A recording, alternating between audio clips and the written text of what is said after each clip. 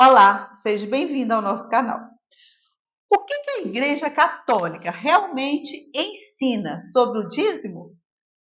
Parte 3: dízimo, oferta, doação e as 4 dimensões do dízimo. Depois de conhecermos o fundamento bíblico do dízimo e o ensinamento da Igreja, é importante esclarecer uma dúvida muito comum entre os católicos.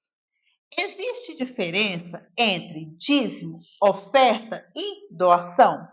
A resposta é sim. Embora todos sejam formas de partilha, elas não significam a mesma coisa. O dízimo é uma contribuição periódica, consciente e sistemática. É a resposta de quem reconhece que tudo o que possui vem de Deus e, por gratidão, devolve uma parte de seus bens para colaborar com a missão da igreja. Mais do que uma contribuição financeira, o dízimo é um compromisso de fé e de corresponsabilidade com a comunidade. A oferta é diferente. Ela acontece de forma espontânea, geralmente em ocasiões específicas, como durante a Santa Missa, na hora do ofertório, em uma campanha paroquial ou diante de uma necessidade concreta da comunidade. A oferta manifesta nossa generosidade naquele momento, mas não substitui o dízimo. Já a doação, ela consiste na entrega de bens ou recursos para atender uma necessidade específica. Ela pode ser feita em dinheiro, alimentos, roupas, medicamentos, móveis, materiais de construção ou qualquer outro bem útil à igreja ou às pessoas necessitadas. Por exemplo, quando alguém doa um saco de café para a paróquia, alimentos para uma campanha solidária ou materiais para uma reforma, está realizando uma doação. Perceba que essas 3 formas de partilha são importantes e se complementam, mas não são a mesma coisa. Portanto, o dízimo é um compromisso permanente de gratidão com a missão da igreja. A oferta é uma contribuição espontânea, realizada durante a celebração da Santa Missa. A doação é uma ajuda destinada à campanha e necessidades específicas. Compreendida essa diferença, podemos conhecer um dos ensinamentos mais bonitos do documento 106 da CNBB. O documento apresenta 4 dimensões fundamentais do dízimo, mostrando que ela vai muito além da manutenção material da igreja. Primeira dimensão é a dimensão religiosa. Essa dimensão diz respeito à nossa relação com Deus. Quando contribuímos com o dízimo, reconhecemos que tudo o que somos e tudo o que possuímos vem de Deus. Por isso, o dízimo é, antes de tudo, um ato de fé, de gratidão e de conversão. O documento 106 da CNBB ensina que essa dimensão insere o dízimo no âmbito da espiritualidade cristã. Não se trata apenas de contribuir com bens materiais, mas de fortalecer nossa confiança em Deus e nossa comunhão com Ele. Quando compreendemos que Deus é a fonte de todos os nossos bens, também passamos a olhar para eles de uma maneira diferente. Jesus nos alerta para o perigo do apego às riquezas. Lucas capítulo 12, versículo de 15 a 21. E São Paulo ensina que aqueles que possuem bens devem colocar sua esperança em Deus e ser generosos e prontos para repartir. Primeira carta a Timóteo, capítulo 6, versículo 17 a 19. O dízimo nos ajuda a usar os bens materiais com liberdade, sem apego, reconhecendo que eles são passageiros, como nos ensina o próprio Jesus. Buscai, em primeiro lugar, o reino de Deus e a sua justiça. Mateus, capítulo 6, versículo 33. Como reflexão final, podemos dizer que a dimensão religiosa nos recorda que o nosso maior tesouro como cristãos não está naquilo que possuímos, mas na nossa confiança em Deus. Quando devolvemos o dízimo com gratidão, colocamos Deus em primeiro lugar e reconhecemos que tudo que somos e tudo que possuímos vem de suas mãos. Segundo, o dízimo também tem uma dimensão eclesial. Com o dízimo, o fiel vivencia sua consciência de ser membro da igreja, pela qual é corresponsável, contribuindo para que a comunidade disponha do necessário para realizar o culto divino e para desenvolver sua missão. A consciência de ser igreja leva os fiéis a assumirem a vida comunitária, participando ativamente de suas atividades e colaborando para que a comunidade viva cada vez mais plenamente a fé e mais fielmente testemunhe. Desse modo, cada fiel toma parte no empenho de todos e se abre para as necessidades de toda a igreja. O dízimo também oferece condições às paróquias e comunidades de contribuírem de modo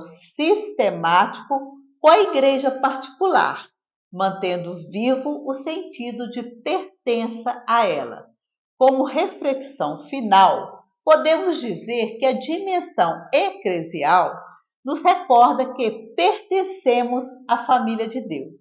Quando contribuímos com o dízimo, assumimos nossa corresponsabilidade pela vida da igreja, ajudando a manter a nossa paróquia viva, acolhedora e preparada para celebrar os sacramentos, evangelizar e servir à comunidade.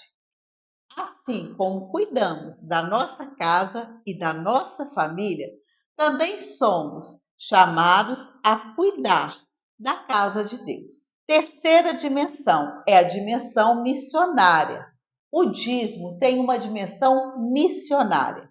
O fiel, corresponsável por sua comunidade, toma consciência de que há muitas comunidades que não conseguem prover suas necessidades com os próprios recursos e que precisam da colaboração de outras. O dízimo permite a partilha de recursos entre as paróquias de uma mesma igreja particular e entre as igrejas particulares, manifestando a comunhão que há entre elas. De fato, em cada igreja particular, na comunhão com as demais, está presente e atua a una e única Igreja de Cristo.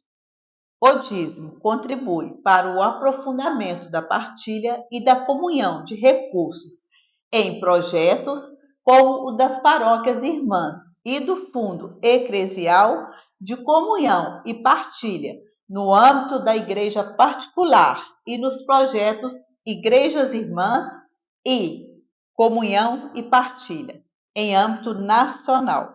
Para concluir, faço uma comparação.